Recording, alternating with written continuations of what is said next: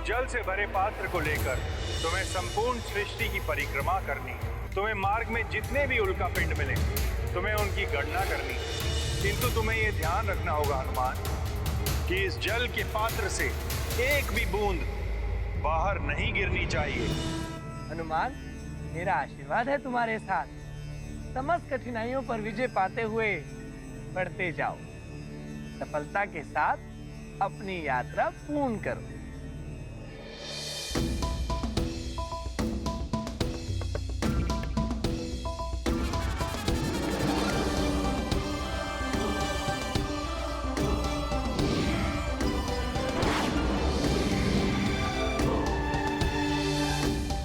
हनुमान, कोई भी विपदा या बाधा अब तुम्हारे मार्ग में बाधक न बन सके।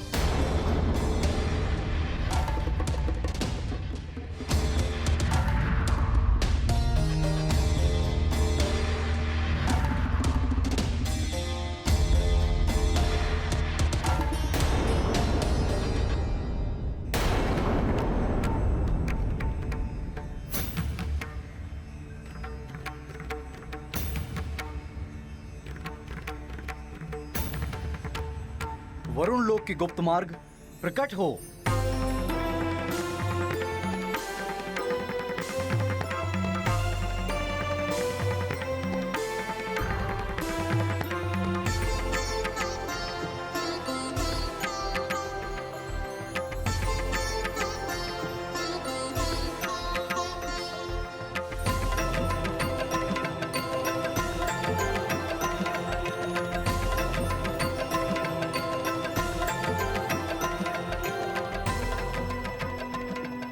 आप आ गए स्वामी।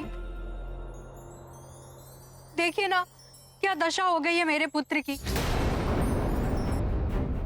अन्न जल सब कुछ त्याग दिया है इसने और विश्राम भी नहीं कर रहा। यहाँ तक कि किसी को अपने समीप भी नहीं आने दे रहा है। ये सब सूर्य देव के कारण हुआ है। ऐसा नहीं है देवी, ये सब गौ की अक्षमता के कारण हुआ है। ये स्वयं ही सूर्यदेव को प्रभावित नहीं कर पाया। आप इस पर क्यों क्रोधित हो रहे हैं? आप स्वयं सोचिए ना, एक वानर पुत्र एक देव पुत्र से कैसे अधिक योग्य हो सकता है? मुझे तो स्पष्ट दिखाई दे रहा है कि सूर्य देव ने पक्षपात किया है। पक्षपात? सूर्यदेव क्यों करेंगे पक्षपात? क्यों? आपको स्मरण नहीं? लंकेश रावण के बंधन से हनुमान ने ही उन्हें मुक्त कराया था।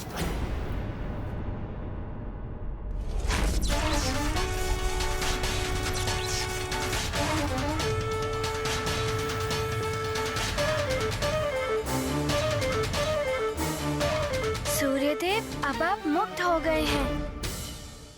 नारायण नारायण।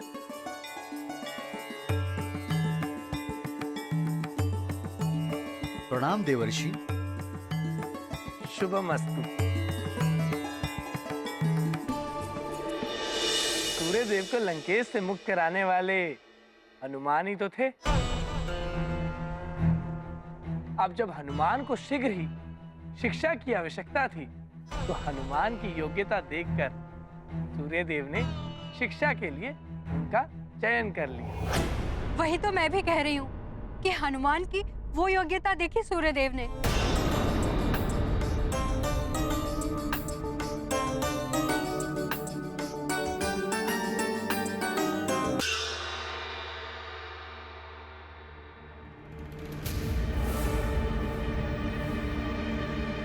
यदि देखा जाए तो वास्तविकता ये थी कि आपके पुत्र गव ने प्रश्न का एक उत्तर दिया और हनुमान ने अति कथन करते हुए एक प्रश्न के 3 उत्तर दिए।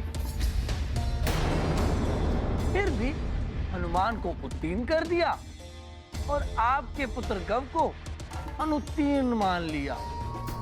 सुना आपने स्वामी, एक प्रश्न के 3 उत्तर देना तो अनुचित है ना? फिर भी उसे योग्य ठहरा दिया सूर्यदेव ने। वरुण देव, हनुमान भले ही वानर बालक है किंतु क्षमता एवं योग्यता में देव पुत्रों से तो क्या, आप सब देवताओं से भी बढ़कर हो जाएगा एक दिन।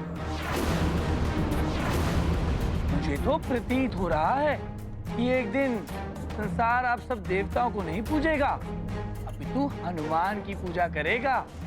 सुना आपने, देवर्षि जो कह रहे हैं पूर्णतः सत्य है। अब आप ही बताइए पिताश्री, वानर पुत्र देव पुत्र से श्रेष्ठ हो गया तो देवों को कौन पूछेगा?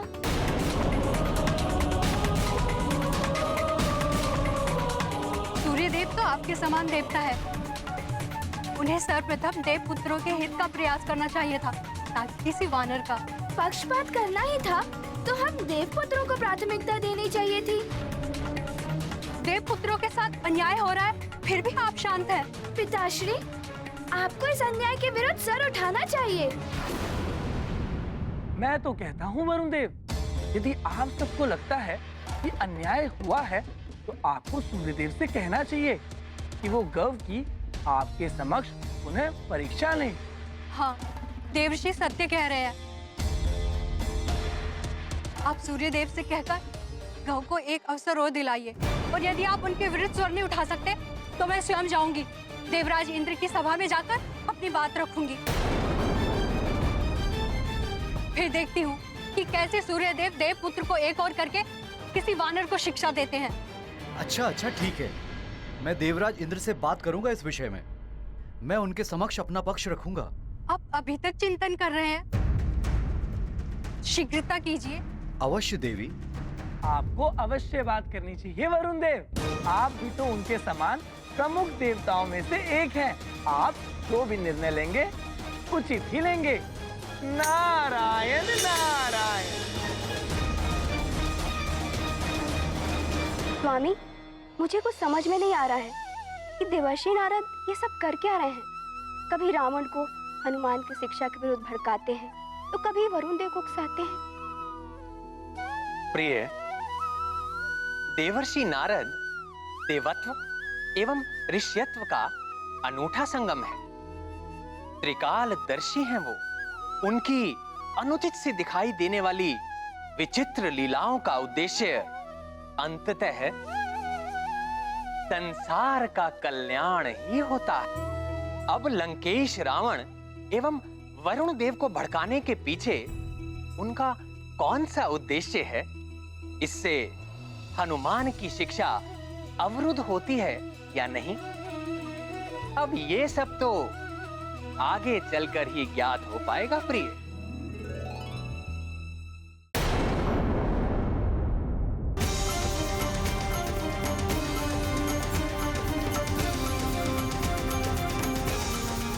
लक्ष्य 119। कुछ ही दूरी की यात्रा शेष है, किंतु मुझे शीघ्रता करनी होगी। संध्या काल से पूर्व ही ये कार्य संपन्न करना होगा मुझे।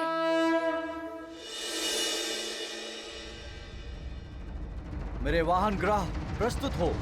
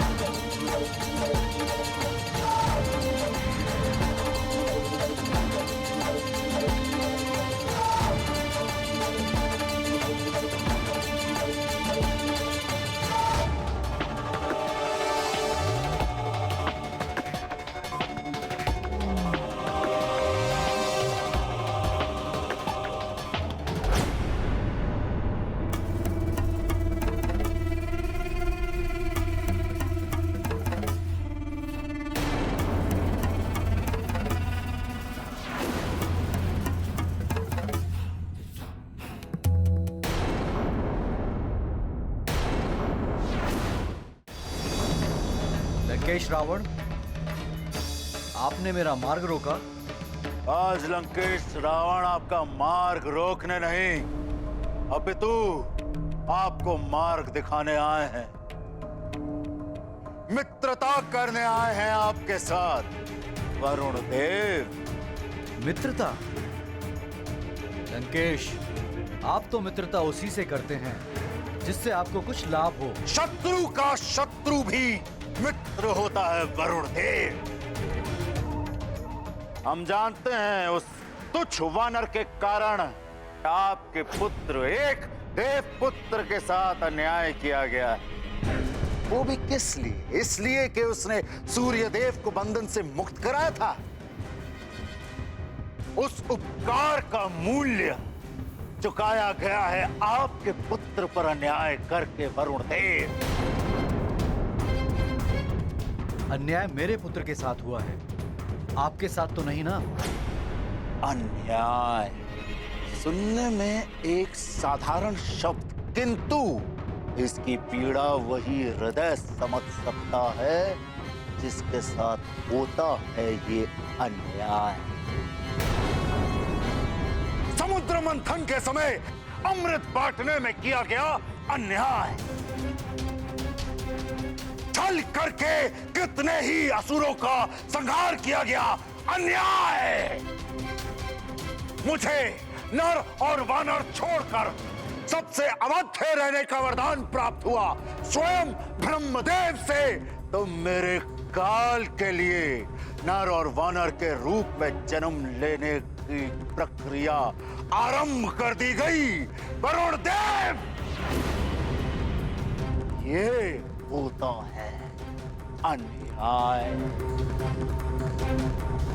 अब उसी वानर बालक के कारण आपके पुत्र के साथ भी हो रहा है यही अन्याय। वो वानर बालक मेरा भी शत्रु है। उसकी शिक्षा, कोई कार्य, उसे रोकना मेरा परम धर्म है। वरुण देव, अन्याय के विरुद्ध इस युद्ध में आप मेरा साथ दें। लंकेश, अभी मेरा इतना बुरा समय नहीं आया कि मुझे अपनी लड़ाई लड़ने के लिए किसी असुर की सहायता की आवश्यकता पड़े। मेरी ग्रह दशा ठीक है, मेरे अन्याय का निर्णय देव सभा में हो जाएगा। ग्रह दशा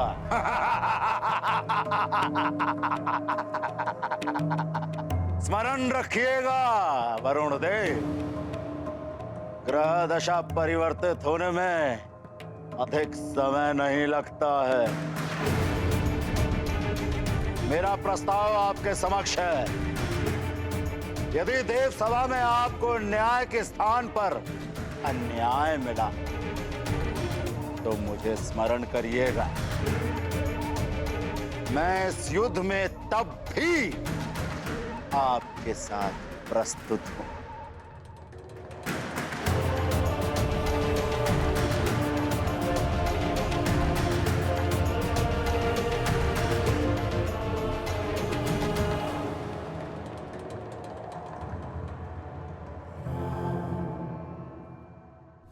अपने पुत्र को अधिकार दिलाने के लिए मुझे किसी रावण की आवश्यकता नहीं है।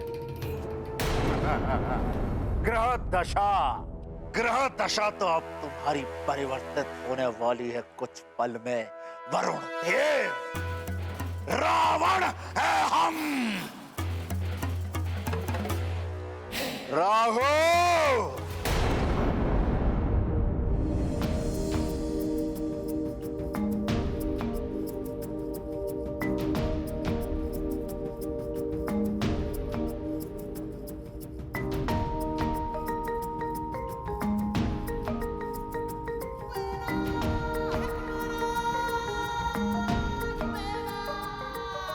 तो गुरुदेव का रथ भी दिखाई देने लगा है।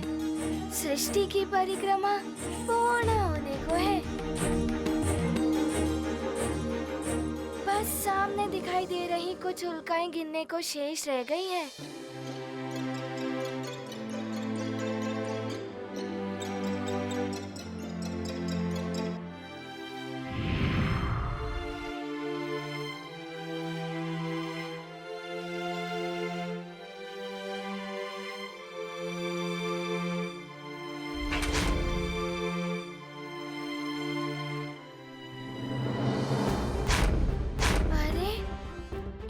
पिंडों को तो मैं कुछ ही क्षणों में गिन लूंगा। राघव, जय हो लंकेश। कैसे स्मरण किया आपने? राहु, अपनी ग्रह दिशा से प्रभावित कर दो वरुण देव। उसके सर पर सवार हो जाओ, इतना विवश कर दो उसे कि उसका हर निर्णय विपरीत ही हो। उसका हर अनुचित निर्णय हमारे लिए उचित निर्णय होगा। किंतु लंकेश, पिछली बार ब्रह्मदेव ने मुझे चेतावनी दी थी कि मुझ लंकेश का कोई आदेश ना मानना, तभी तुम्हें ग्रहों के रूप में देवता के समान रखा जाएगा, यही ना? राहु, ये छल है इन देवताओं का। तुम कुछ भी कर लो, तुम्हें सदैव ये संसार एक असुर के रूप में ही देखेगा। राहु,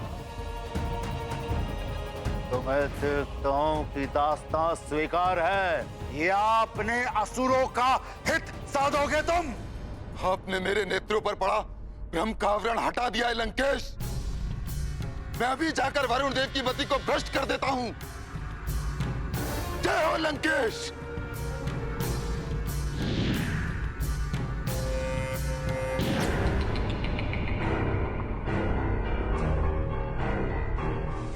प्रणाम वरुण देव।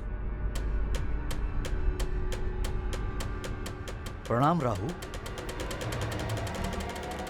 ये राहु कहां से आ गया मार्ग में? इसके दर्शन तो बड़े अशुभ होते हैं, कहीं कुछ विपरीत ही ना हो जाए। मुझे शीघ्र ही कहीं पहुंचना है।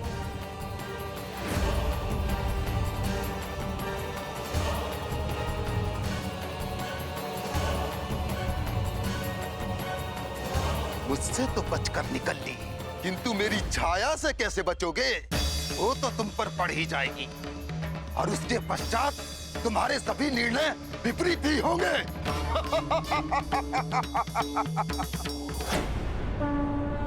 हुआ जिस पर राहु का प्रभाव, विवेक का उसमें हुआ अभाव। वरुण देव पर राहु छाया, कलुषित विचार उन्हें हो। वारुणी उचित ही कह रही थी, मुझे अन्याय के विरुद्ध स्वर उठाना ही होगा। मैंने निर्णय कर लिया है, बिना देवपुत्रों की शिक्षा के हनुमान की शिक्षा पूर्ण नहीं होगी।